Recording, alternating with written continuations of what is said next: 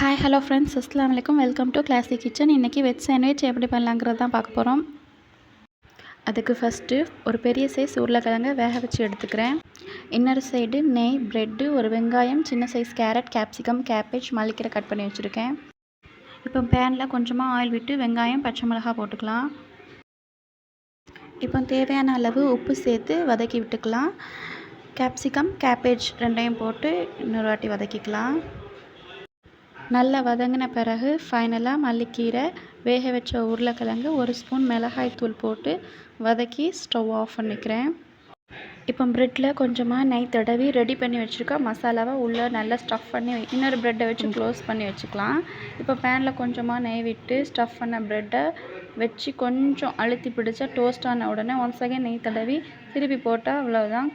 கிறிஸ்பியான veg sandwich ready. Vegetables சாப்பிட மாட்டேன்னு அடம்பிடிக்கிற குழந்தைங்க கூட கண்டிப்பாக சாப்பிடுவாங்க.